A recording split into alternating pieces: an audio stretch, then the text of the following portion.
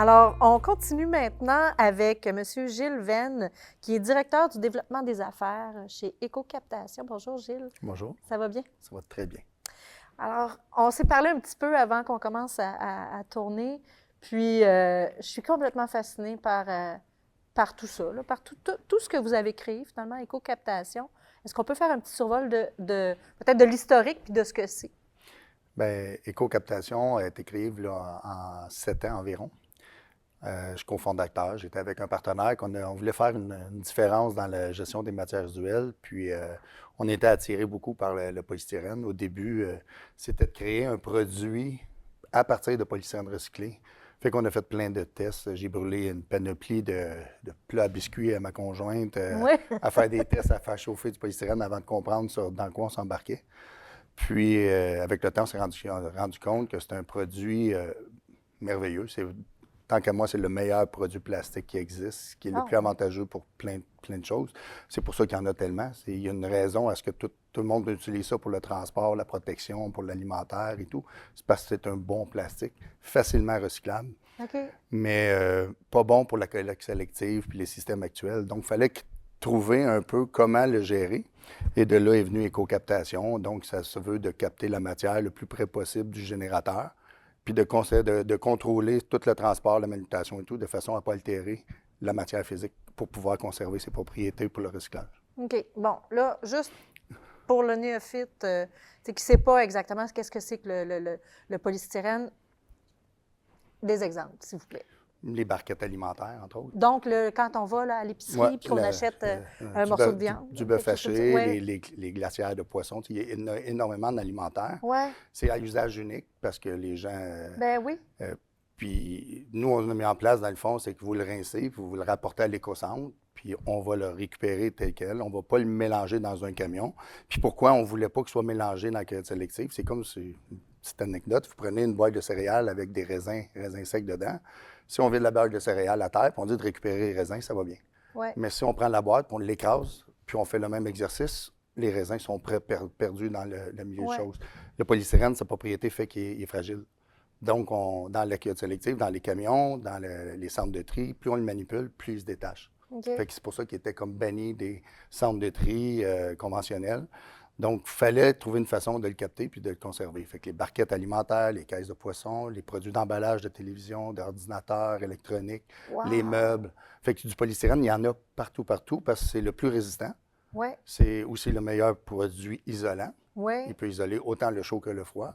Et c'est celui qui le résiste le plus aux impacts et le plus léger. C'est ça, hein? C'est pour ça qu'on retrouve ça dans tout ce qui est important en matière, est emballé soit dans du plastique, des bubble wrap qu'on appelle, du film avec de l'air pour la résistance, et énormément de polystyrène. Parce que c'est le plus léger. Donc, on est capable, dans un transport, d'emmener plus de produits finis pour le même poids. Si on emballerait dans du papier, du carton ou d'autres produits, on aurait moins de produits finis. Donc, automatiquement, une hausse des prix de tout ce qu'on consomme. Tout à fait. Donc, il y a un avantage réel à utiliser ce polystyrène-là, ce produit-là, qui est pécunier pour les entreprises. Exact. Là, vous avez évolué. L'entreprise Éco-Captation a migré, donc s'est intégrée au sein d'une plus grosse entreprise. Oui. En fait, Nexemia a fait l'acquisition d'Éco-Captation il y a 2 ans. Oui. Nexemia étant une pétrochimie qui fabrique la résine de polystyrène. OK. Et ils ont, depuis plusieurs années, ils essaient et puis ils pensaient à devenir avec une résine recyclée. OK. Et pour pouvoir alimenter cette usine-là, il faut qu'il y ait un approvisionnement, de gérer un peu l'approvisionnement des ressources pour pouvoir alimenter l'usine, pour répondre aux demandes. OK. Leur intérêt de faire l'acquisition d'Éco-Captation, parce que c'était exactement la matière première qu'on récupérait.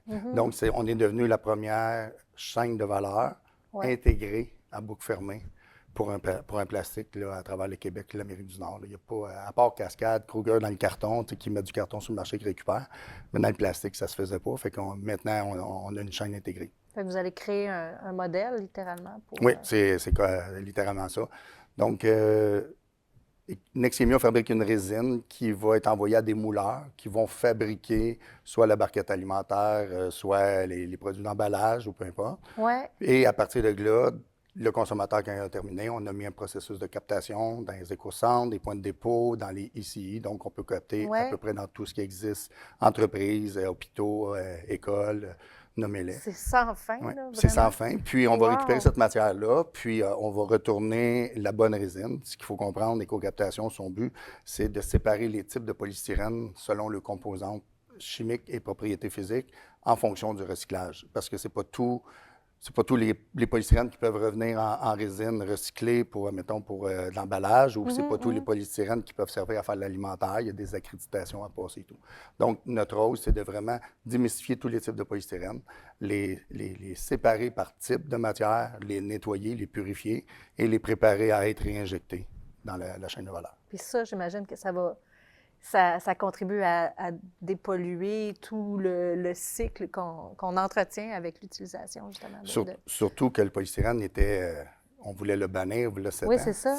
Donc, ça allait directement dans un site d'enfouissement. Nous, chez Éco-Captation, on est beaucoup axé sur le vrac qui était dédié au site d'enfouissement. OK. Puis, je donne un exemple. 400 à 500 tonnes de polystyrène vrac, ça ne représente rien en tonnes. Non? Mais en volume, c'est l'équivalent de 4 terrains de football sur 10 pieds de haut de polystyrène qu'on va prendre dans un site d'enfouissement puis qu'on va enlever. Oui. Donc, ça représente énormément de transport de camions parce que c'est un produit qui ne se compacte pas. Fait qu'une tonne de polystyrène représente 34-35 tonnes de déchets compactés. Donc, le fait de faire des points de cueillette, des captations dans les villes, dans les écocentres, a un impact direct sur la diminution des fréquences en besoin de camions de déchets sur l'ensemble de la collectivité. Fait que chaque tonne qu'on récupère, c'est 34 tonnes de déchets qu'on peut transporter de plus dans le même camion. Donc, ça a un impact direct sur le nombre de fréquences, le nombre de volumes qu'on va récupérer en déchets. Fait que même, logiquement, les appels à proposition pour les services de déchets devraient descendre parce que le besoin est moins grand. Parce que la matière qui se compactait le moins, on l'a enlevée du système. Ah, c'est fascinant. Donc, il y a un impact, pas juste pour le produit, mais pour la collectivité. C'est un gros impact. Pour les sites d'enfouissement, ça veut dire que c'est une prolongée de la durée de vie. Oui. Parce que vu que ça ne se compacte pas, tu enlèves ça. Fait que chaque tonne, tu peux mettre 35 tonnes d'autres produits. Fait que logiquement, le site d'enfouissement va durer 4, 5, 6, 7 ans plus long avant d'être plein. Fait qu'on a tout à gagner à bien cibler ces types de matières-là. C'est quoi l'écoute? Parce que j'imagine que oui, là, c'est plus facile de prêcher maintenant. Les gens sont plus ouverts à entendre parler de ça. Au début, l'écoute était très négative. Ouais. Pourquoi? Parce que tout le système de gestion des matières résiduelles est bâti sur un service à la tonne. OK. Mais transporter de l'air, c'est pas pesant. Donc, comment on met un chiffre à la tonne? Ouais. Donc, l'écoute n'était pas là avant, jusqu'à temps qu'on commence à avoir des données sur c'était quoi le vrai impact. Ouais. Juste dans notre circuit intégré avec Nexchemia, chaque tonne de polystyrène récupérée et remise dans le système sauve 4 tonnes de CO2. C'est une réduction de 4 tonnes de gaz à effet de serre directement liée parce qu'on ne va pas le chercher dans les produits fossilisés. Ouais. Fait qu'il y a souvent des calculs qui sont faits à partir de transport seulement. Nous, on a la chaîne de valeur au complet. Fait que notre calcul représente, on va enlever des 4 tonnes de CO2 sur les matières fossilisées parce qu'on récupère la matière. Puis c'est un cycle de vie à l'infini. Le polystyrène, on peut le recycler à l'infini. C'est ça, hein? C'est à l'infini. Oui. C'est pas comme la fibre. La fibre, c'est 7 fois, 8 fois, certains produits. Mais dans les plastiques, on ne perd pas beaucoup de propriétés mécaniques. Là. C'est fascinant. Puis là, il y a des choses qui s'en viennent. Il y a une réglementation qui arrive à grands pas. Oui, bien, la responsabilité élargie. Ouais. Donc, Éco-entreprise, qui était l'organisme dédié pour mettre ça en place. Ouais. Un gros mandat. Ouais. C'est probablement le plus gros mandat qui va se faire au Québec depuis que je travaille en environnement, ce qui fait hier ou avant-hier. Ça fait quelques années, mais non, c'est un des plus gros mandats que j'ai vu en environnement. C'est le fun de voir qu'on est ambitieux. Oui. Puis on essaie de donner tout le support qu'on peut, nous, parce qu'on y croit vraiment. Puis c'est à notre avantage aussi, parce que, je veux dire, le polystyrène, il va être visé par ce programme REP-là aussi. Donc, on veut... puis on offre aussi au gouvernement, dans le fond, à Éco-entreprise, une chaîne de valeur concrète. Éco-captation va, s'il peut participer à ça, sûrement. J'ose espérer qu'on va faire partie de la... Mais, tu sais, nous, on sépare les types de polystyrène, puis on va les acheminer sur le marché local aux autres consommateurs, pas juste à Nexchemia. Okay. Donc, Nexchemia peut prendre une bonne portion, elle va avoir un volume, un type de produit, mais les autres consommateurs locaux ont aussi besoin de polystyrène. Ben oui. Puis, il y a plus de polystyrène qu'il va y avoir de joueurs capables à le gérer ou à le traiter. Fait que la bonne nouvelle, c'est que c'est une nouvelle ère de recyclage pour un nouveau produit plastique qui était dédié à être banni. Ouais. Puis on est en train de renverser la vapeur. C'est pas un produit qui va être banni éventuellement, là. Wow, ça prend de la vision, hein? Ça prend du souffle. Ah, ça prend un petit peu d'innocence, je crois. Tu sais, je regarde aujourd'hui tout ce ça a impliqué, puis recommencer. Je sais pas, j'aurais encore La force de faire la force de le faire. Ben, c'est vrai qu'on vieillit, on est moins, tu sais, Ouais. on fait beaucoup d'heures. Tu sais, au début, c'était 80-90 heures semaine, on travaille tout le temps, là.